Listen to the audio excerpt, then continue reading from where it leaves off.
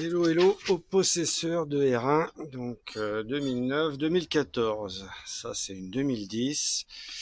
Donc, je voulais faire cette petite vidéo pour que l'on voit qu'on peut changer le démarreur qui est là. Donc, sans tout démonter, parce que tout le monde démonte tout, la boîte à air, la rampe à injection, le réservoir, la coque, enfin la totale. Il n'y a pas besoin. Il faut enlever donc ces 7 durites, surtout qui gênent. Bon là on a vu hein, les 2 vis de fixation et le cap de masse. Le plus dur je pense c'est ça.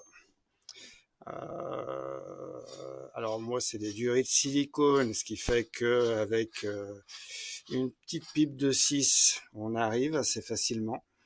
Enfin assez facilement. Il faut aller quand même chercher, voilà. Alors je sais pas avec les Serflex d'origine. Bah, je suppose que dans tous les cas, c'est faisable, quoi. Celui-là, après, il y a le Calorsta qui est branché dessus, bon, devant le vase d'expansion, tout ça. Voilà. Donc, tous les possesseurs de ce modèle ne sont pas sans savoir que la moto démarre très mal. Il ne s'agit pas de la batterie, il ne s'agit pas du relais, il ne s'agit pas de bougie, peu importe ce que vous voulez. C'est le démarreur qui est toujours défectueux sur ce modèle. Ici, voilà. Après, j'essaierai de le démonter pour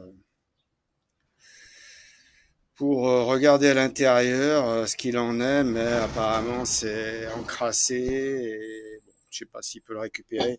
À savoir qu'un démarreur à 60 €, voilà, bon, c'est d'adaptable, mais ça fait le taf d'après ce que je sais. Donc, on va essayer.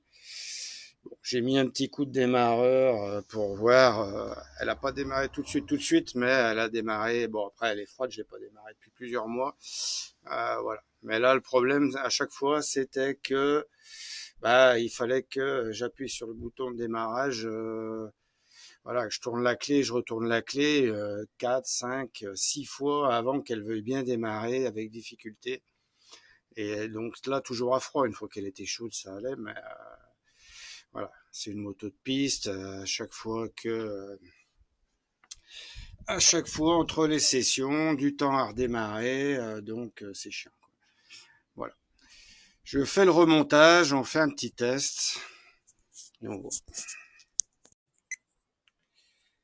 nous y revoilà. J'ai remonté le Calorsta, donc les deux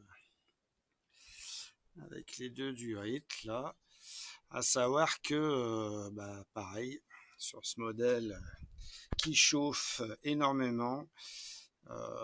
Il faut l'enlever pour bien faire. Donc moi, c'est ce que j'avais fait. Voilà le petit vilain qui se trouve à l'intérieur. Donc ça, on peut le sortir. Ça sert à rien. Donc j'aurais très bien pu remettre une durite en direct. Bon, j'en ai pas à faire pour une autre fois au lieu de s'emmerder avec ça, quoi. Autant le virer totalement. Voilà. C'est un peu plus long à chauffer, mais après, au moins, bah, ça chauffe un peu moins. Voilà.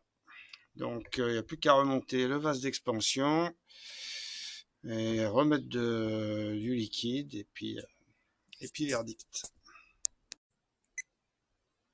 Bon, nous y voilà. Peu de temps après, hein, vous pouvez voir l'heure et la date de la vidéo. Donc, j'ai remonté le vase d'expansion, a remis du liquide. Bon, ouais, moi c'est un peu spécial parce que le régulateur n'est pas censé, de tension n'est pas censé se trouver ici.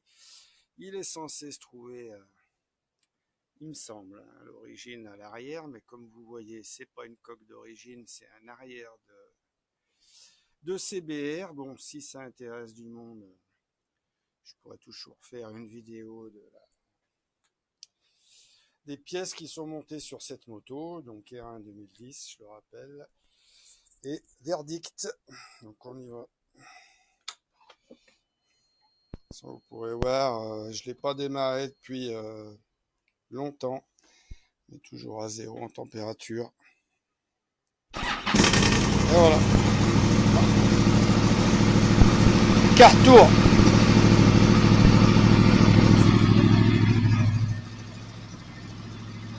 Impeccable.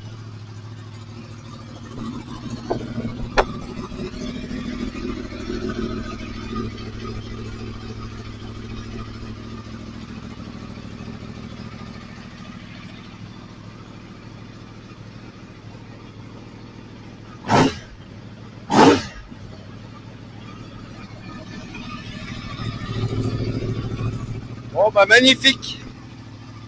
Ça va me changer la vie. Voilà. Marreur changé à démonter. Allez, ciao.